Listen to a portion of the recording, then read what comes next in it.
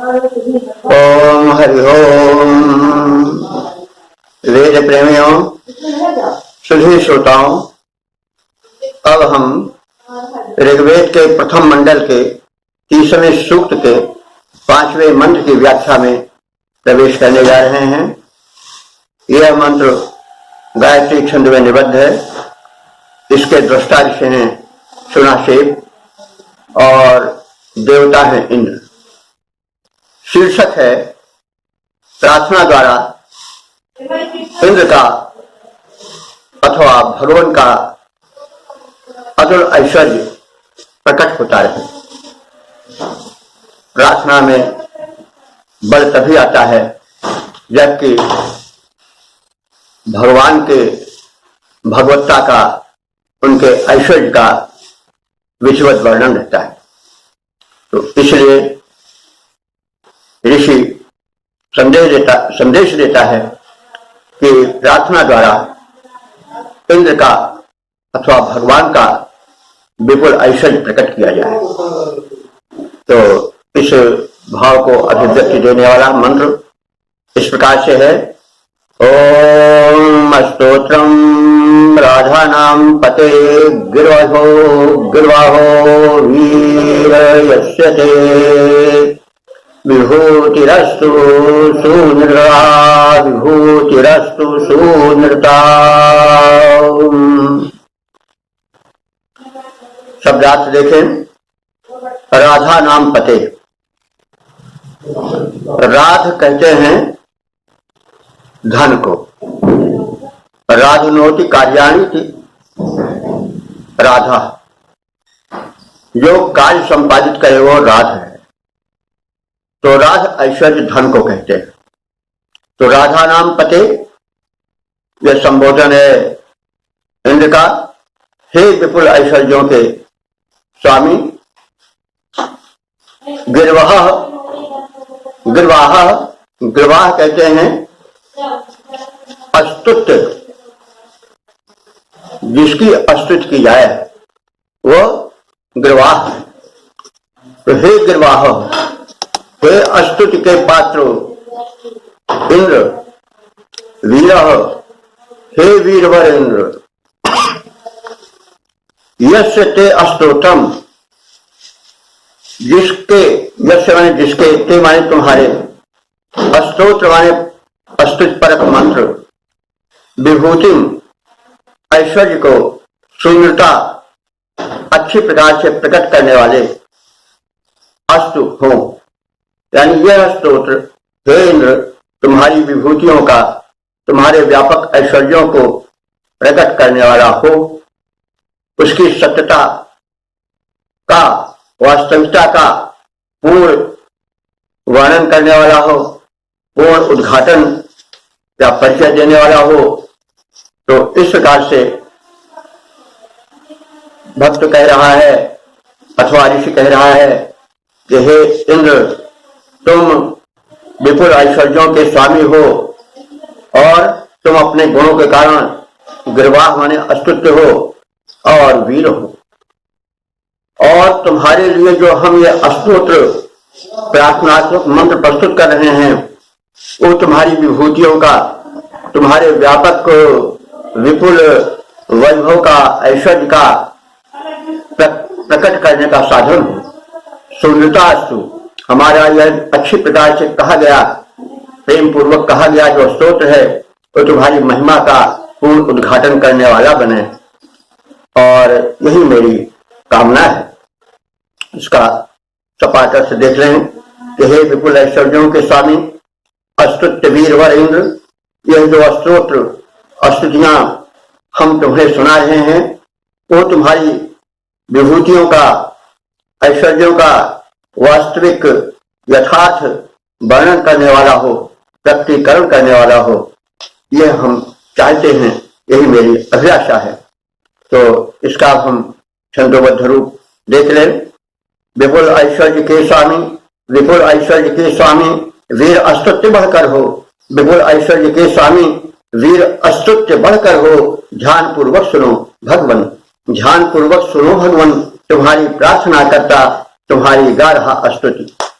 करे महिमोद्घाटन जो, तुम्हारी गाढ़ा स्तुति करे महिमोद्घाटन जो, प्राप्त परिचय तुम्हारा हो, प्राप्त परिचय तुम्हारा हो, भावना भव्य में भरता, भावना भव्य मैं भरता। सत्य स्तोत्र में आए, सत्य स्तोत्र में आए, प्रकट ऐश्वर्य हो तेरा, सत्य स्तोत्र में आए, प्रकट ऐश्वर्य हो तेरा। कथन में सत्यता आए, कथन में सत्यता आए, यही मैं ध्यान में धरता, यही मैं ध्यान में धरता।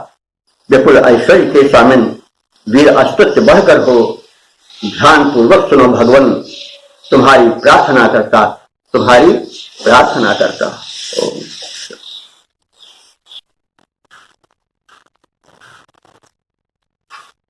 ओम हरि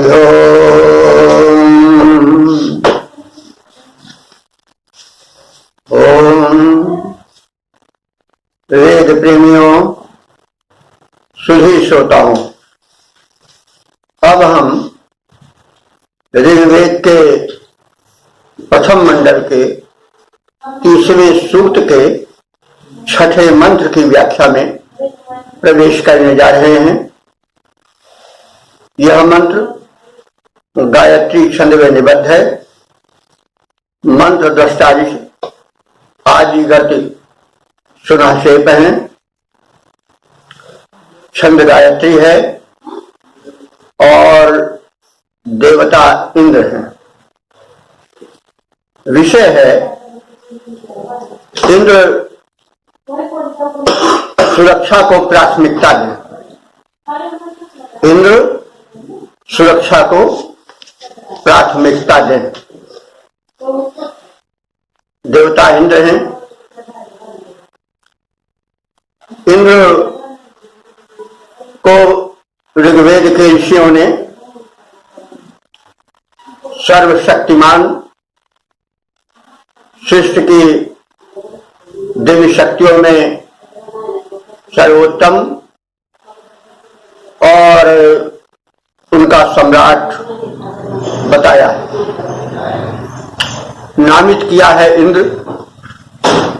यो तो नाम एक संबोधन विषय को जानने का साधन है। कोई वस्तु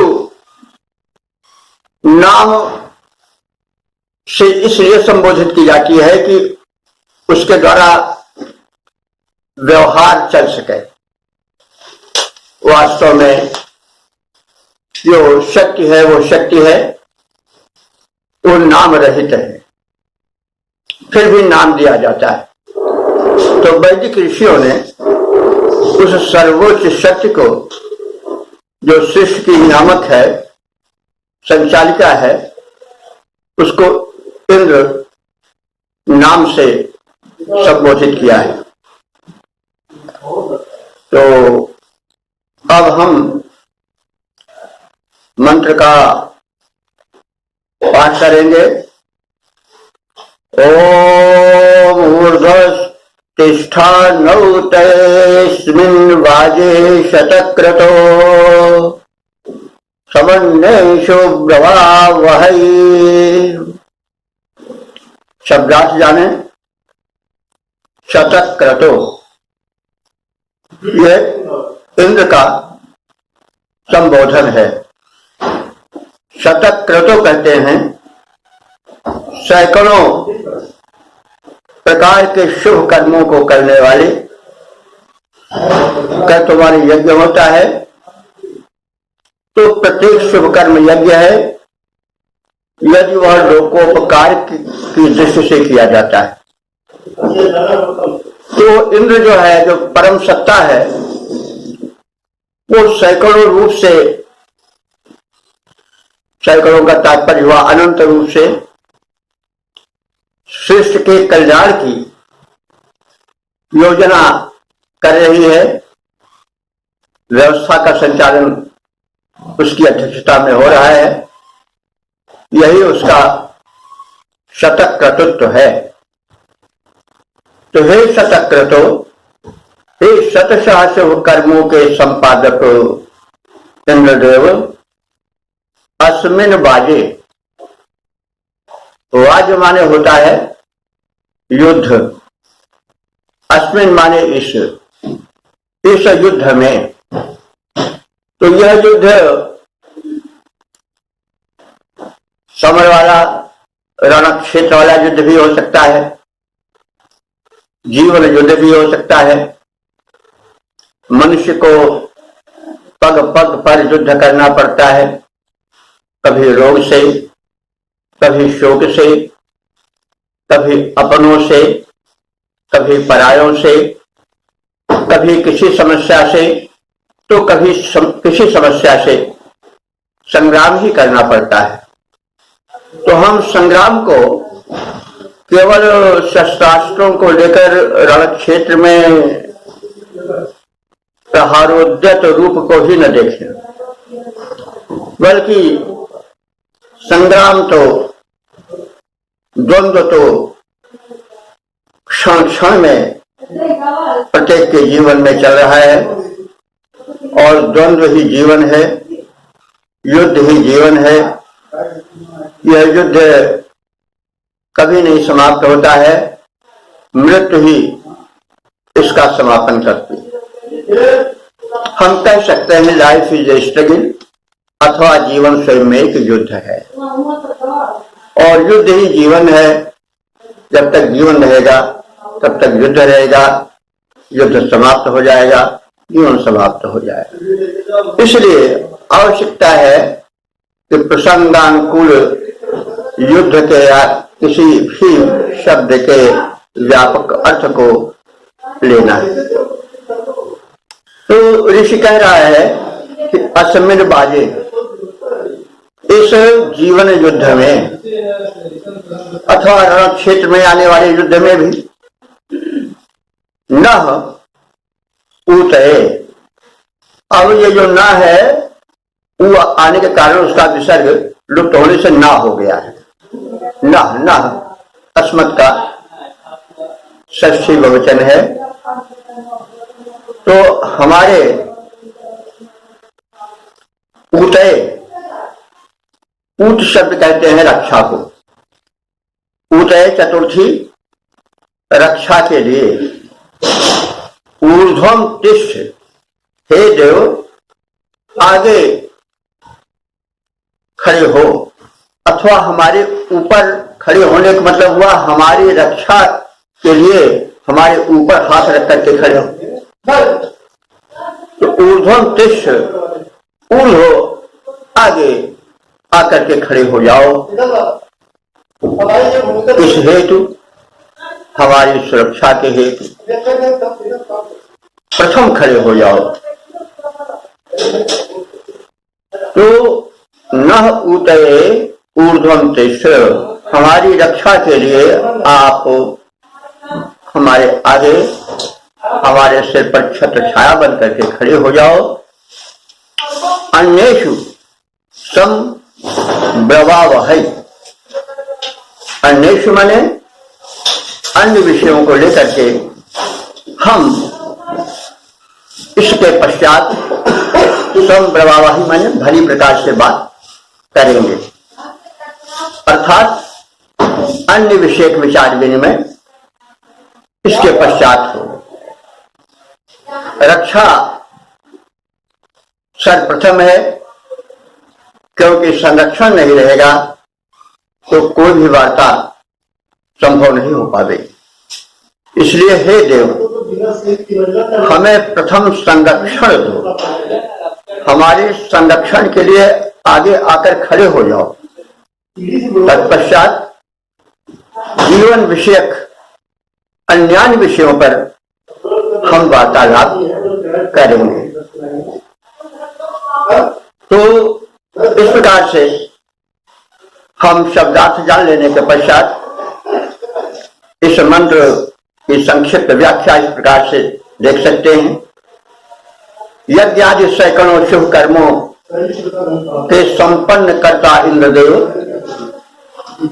इस जीवन संग्राम में हमारी सुरक्षा के लिए प्रथम खड़े हो जाओ, हमें संरक्षण दो। इस संरक्षण को प्राथमिकता दो, अन्य विषयों पर तो हम इसके पश्चात विचार विनिमय करते रहेंगे। तो इस मंत्र से यह आभास होता है कि ऋग्वैदिक आर्यों का जीवन संघर्षपूर्ण था। युद्ध के समय में केवल रक्षा रक्षा आगे रहती है, और रक्षा जब पूर्ण हो जाती है तो फिर आंतरिक संग्राम चलता है। देवों के प्रतिद्वंदी दानव थे, असुर थे, दैत्य के पुत्र थे, दैत्य जिन्हें कहते हैं, तो इनका एक संघ था। उससे आर्यों को पहले बड़ा संघर्ष करना पड़ा। यह इसका ऐतिहासिक पहलू है। कुछ लोग वेद को इतिहास से दूर रखना चाहते हैं, लेकिन दृष्टिकोण को सीमित नहीं करना चाहिए। वेद में क्या नहीं है? यदि वेद में सब है तो इतिहास होने के तथ्य को हम नकार नहीं सकते। यह मेरा विचार। तो ऋग्वेद के मंत्रों से यह प्रतीत होता रहता है कि आर्यों का प्रारंभिक जीवन संघर्षपूर्ण था। जब आर्यों को निर्णायक विजय मिल गई, तब उसके बाद फिर आंतरिक जीवन के अवसाद ने उनको घेरा, जो उपनिषदों के रूप में बाद में आया, जहां आंतरिक संघर्ष और अवसाद की भी झलक मिलने लगी, और अंत में संसार में दुख ही दुख है, ऐसा वर्णन मिलने लगा और वो बढ़ता ही गया। तो इससे पता चलता है कि प्रारंभिक आर्यों का जीवन संघर्षपूर्ण था अधिक, इसलिए उन्हें जीवन के अवसाद की ओर देखने का अवकाश ही नहीं था। इमरजेंसी पीरियड था, वो आपातकालीन समय था। तो इस दशा को हम चाहें तो शोधार्थी के रूप में देख सकते हैं, क्योंकि वेद पर शोध भी होना आवश्यक है। वेदों का किन्हीं कारणों से जिस प्रकार से प्रचार प्रसार होना चाहिए नहीं हो सका, उसके कई कारण थे। तो अब हमें वेदों के चतुर्दिक अध्ययन पर बल देना चाहिए। वेद मानव जाति के ज्ञान के प्रथम श्वास है, संसार की सबसे प्राचीन भाषा है, प्राचीन भावोद्गार है। ये तो ईश्वर से संसार ने मान लिया है। तो कहने के तात्पर्य है कि अब वेद पर एक नई दृष्टि डालनी आवश्यक है, जो कि मानवता के हित में हो, भारतवर्ष के स्वाभिमान के जागृति में सहायक हो। तो ये तो व्याख्या के साथ, अर्थ के साथ एक टीका टिप्पणी हो गई, विषय को विस्तार दिया गया। इस मंत्र का सारांश यही है कि वह सर्वोपरि सत्ता जो इंद्र रूप से नामित है, जो अनश्वर है, अक्षर है, अविनाशी है, वो हम उपासकों को जीवन के विविध क्षेत्रों में व्याप्त संग्राम में विजय दिलाए, ताकि हम प्रगति के पंथ पर आगे बढ़ते जाएं। तो इन भावों को समेटे हुए मंत्र को हम इस प्रकार से समझ सकते हैं। अब हम इसके छंदोबद्ध रूप पर ध्यान देंगे। शत शुभ कर्मों के करता प्रभु, शत शुभ कर्मों के करता प्रभु, हम तुमसे शक्ति मांगते हैं, अनुकूल हमारे बने रहो, तुमसे अनुरक्ति मांगते हैं, तुमसे अनुरक्ति मांगते हैं। जीवन संग्राम छिड़ा भारी, उसमें मुझको जय मिल जाए, तुम खड़े रहो रक्षार्थ, नाथ मुझ पर न आँच आने पाए। इस समय प्रश्न रक्षा का है, इस समय प्रश्न रक्षा का है, उसमें न करो कुछ भी देरी, उसमें न करो कुछ भी देरी। पश्चात अन्य विषयों पर फिर चर्चा होगी तेरी मेरी, पश्चात अन्य विषयों पर फिर चर्चा होगी मेरी तेरी। अनुरक्षण में संलग्न रहो, अनुरक्षण में संलग्न रहो। संप्रति अभिव्यक्ति मांगते हैं, अनुरक्षण में संलग्न रहो। संप्रति अभिव्यक्ति मांगते हैं, सतशुभ कर्मों के कर्ता प्रभु, हम तुमसे शक्ति मांगते हैं। इस प्रकार से शक्ति याचना के साथ यह मंत्र अपने समापन को प्राप्त होता है। ओम हरि ओम। वेद प्रेमियों, सुधी श्रोताओं, अब हम सब ऋग्वेद के प्रथम मंडल के 30वें सूक्त के 7वें मंत्र की व्याख्या में प्रवेश करने जा रहे हैं। यह मंत्र गायत्री छंद में निबद्ध है। दृष्टा ऋषि हैं सुनाशेप और देवता हैं इंद्र। शीर्षक है मित्र भाव से रक्षार्थ इंद्र का आवाहन। तो भाव और भक्ति का बड़ा घनिष्ठ संबंध है। नाता जोड़ने के लिए तरह तरह के संबंध जोड़े जाते हैं। संबंध है मित्र मित्र का, सेवक स्वामी का, प्रिय और प्रियतमा का, और इस तरह से अनेक संबंध हैं जिनकी व्याख्या बाद में होती रही है पुराणों में। तो शत्रु को भी एक संबंध मान करके उस भाव से भी उस परम शक्ति से नाता जोड़ा जा सकता है। क्योंकि कंस और रावण आदि ने उस परम शक्ति से, जिसको उस युग में कृष्ण या राम कहा गया, उससे शत्रुभाव से ही उसका सानिध्य प्राप्त किया। तो भाव है, जब हम किसी भाव से जुड़ जाते हैं तो बार बार हम उसका स्मरण करते हैं।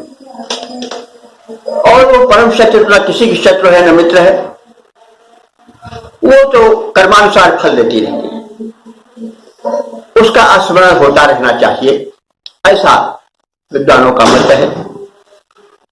तो वो स्मृति पथ पर बार बार आता रहे, इसके लिए भले ही शत्रु ही भाव की क्यों न योजना हो, क्यों न संबंध हो, वो भी किसी न किसी प्रकार से जुड़ने का एक साधन बन जाता है।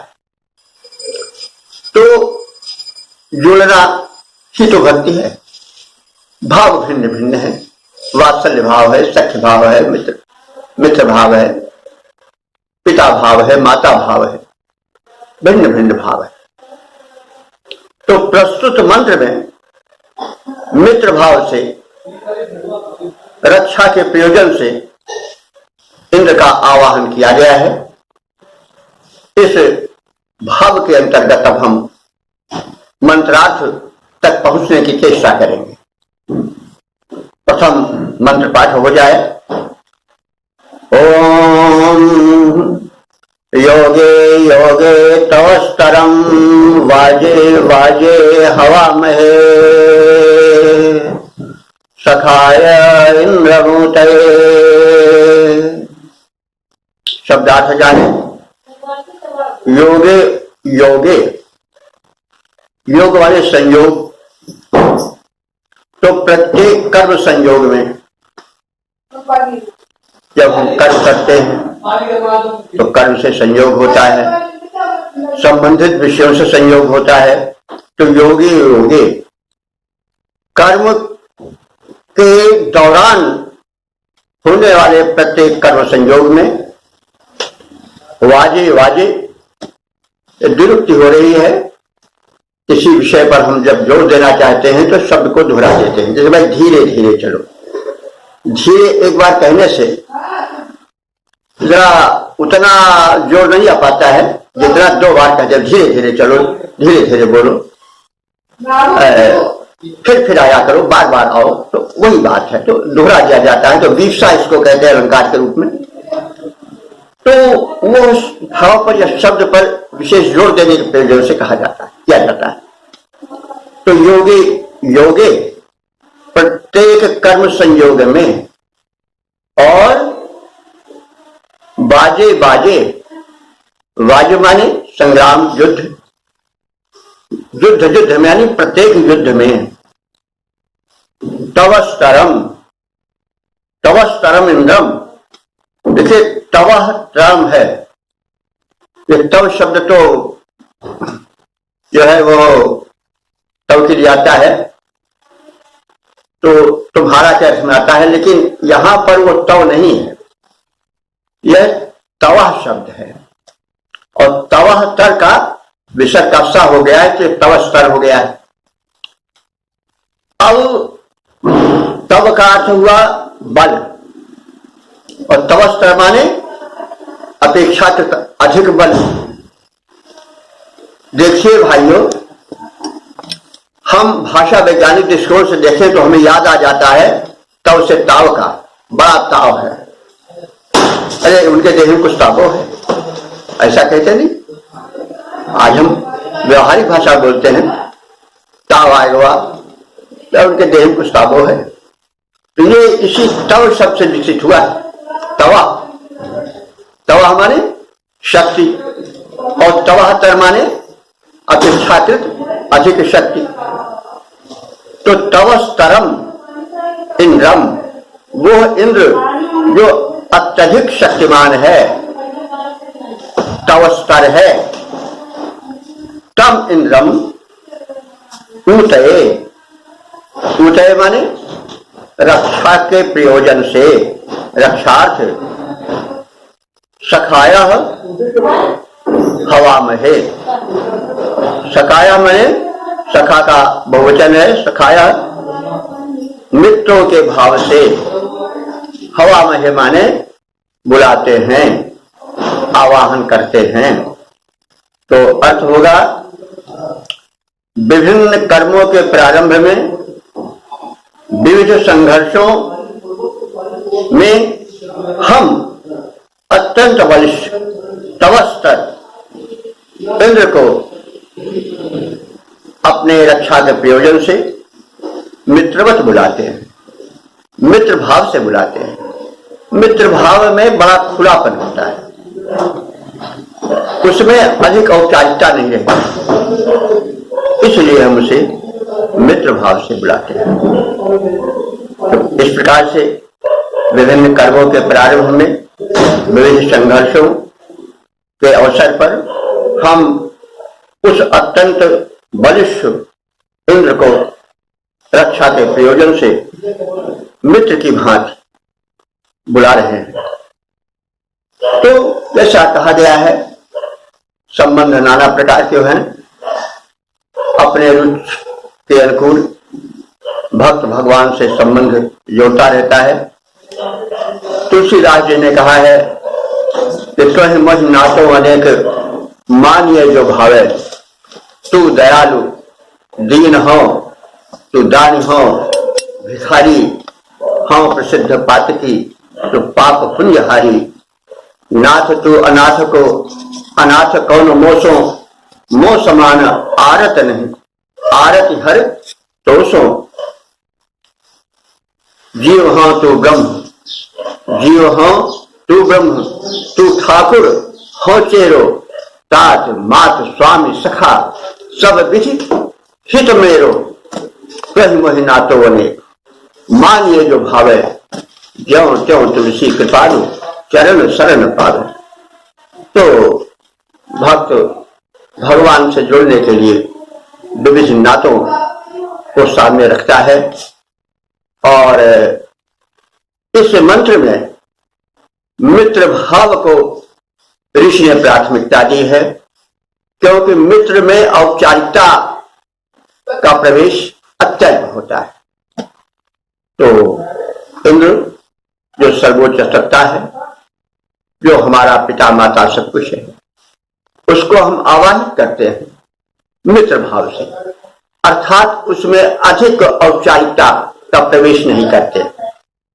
तो इस प्रकार से हमने इस मंत्र के शब्दार्थ और व्याख्या पर संक्षिप्त दृष्टिपात किया। अब इसके पद रूपांतरण पर ध्यान दें। परमेश्वर है सखा सहायक, परमेश्वर है सखा सहायक, उसको ध्याते हैं पर प्रत्येक परिस्थिति में हम टेर लगाते हैं। सत्कर्मों के शुभारंभ में और विकट संघर्ष काल में, संकट के क्षण में जब जाते उलझ भयंकर विपद जाल में, बलशाली उस शक्ति धाम को, सर्वेश्वर अतिशय राम को, तन मन धन के रक्षक अपने सखा सहायक पूर्ण काम को, तब अपने रक्षार्थ मित्रवत निकट बुलाते हैं, तब अपने रक्षार्थ मित्रवत निकट बुलाते हैं। परमेश्वर है सखा सहायक, उसको ध्याते हैं पर प्रत्येक परिस्थिति में हम टेर लगाते हैं। ओम हरि ओम। वेद प्रेमियों, सुधी श्रोताओं, अब हम ऋग्वेद के प्रथम मंडल के तीसरे सूक्त के 8वें मंत्र की व्याख्या में प्रवेश करने जा रहे हैं। यह मंत्र गायत्री छंद में निबद्ध है। इसके दृष्टा ऋषि हैं सुनाशेप और देवता हैं इंद्र। इंद्र से प्रेम पुकार साक्षात की गई है। यह भाव इस मंत्र में व्याप्त है। तो इंद्र हमें सुरक्षा देते हैं। इस शीर्षक के अंतर्गत हम इस मंत्र के भावों पर चिंतन मनन करेंगे। मंत्रार्थ के पहले हम मंत्र पाठ करें। ओम आघागमद्यदि श्रवत्सहस्रिभिरुतिभिः वाजेभिरुपनो हवम्। शब्दार्थ देखें। यदि न हवम श्रवत, यदि माने अगर, यदि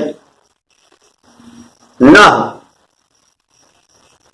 अस्मत् का षष्ठी बहुवचन है, न हमारी, यदि हमारी, हवम, हवम कहते आह्वान पुकार, यदि हमारी पुकार को श्रवत माने सुनेंगे।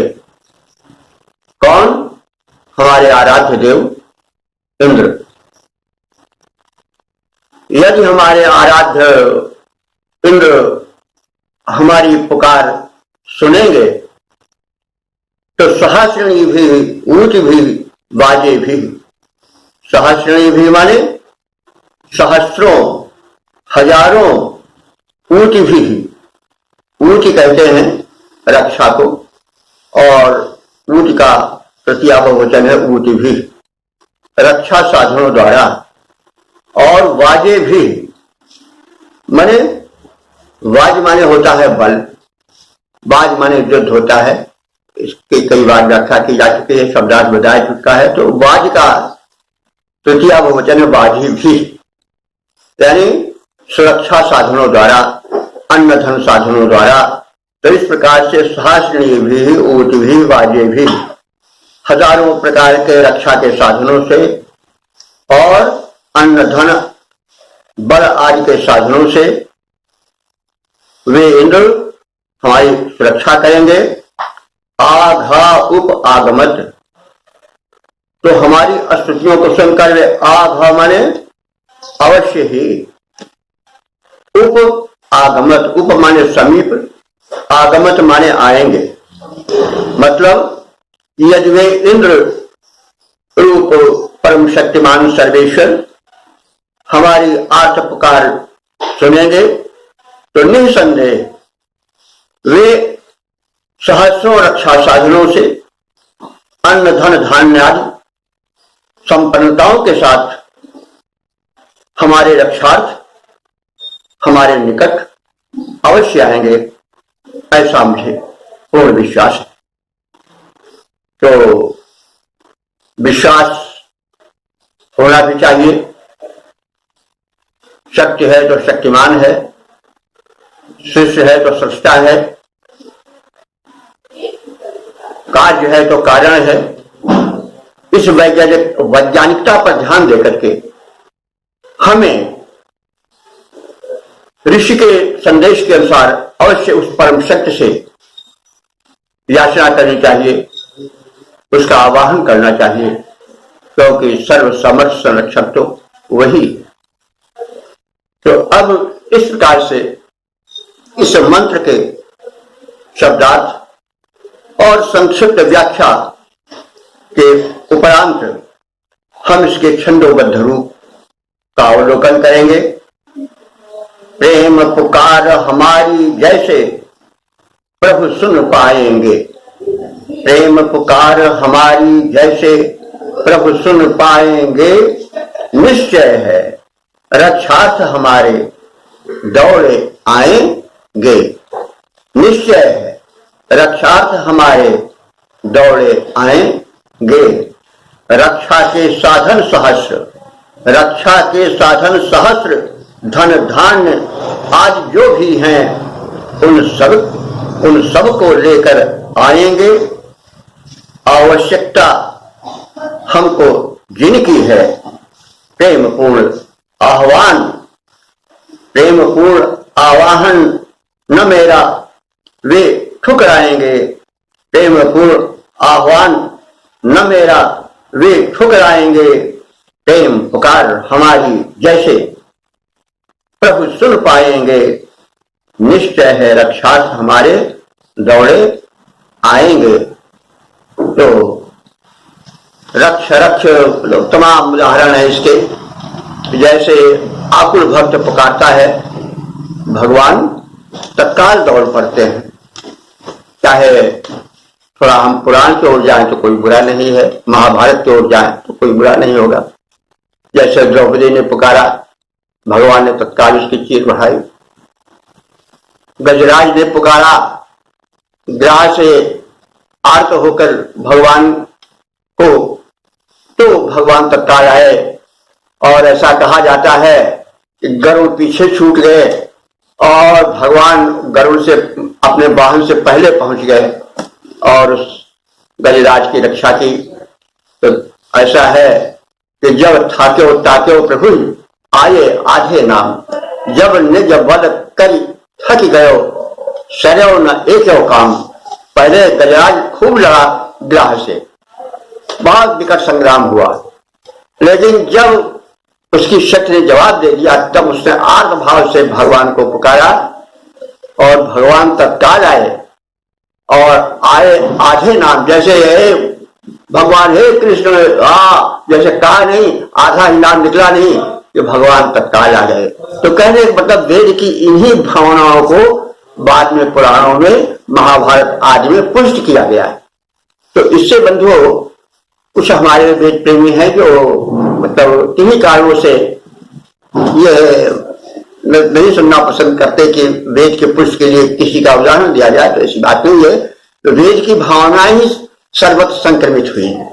वेद ने ही इस मंत्र से यह सिद्ध कर दिया है कि भगवान आने में देर नहीं करते हैं, तुम्हारे पुकारने में ही देरी होती है। तुम जैसे पुकारोगे वैसे भी पधारेंगे। तो इस भाव के साथ हम यहाँ पर विराम लेते हैं।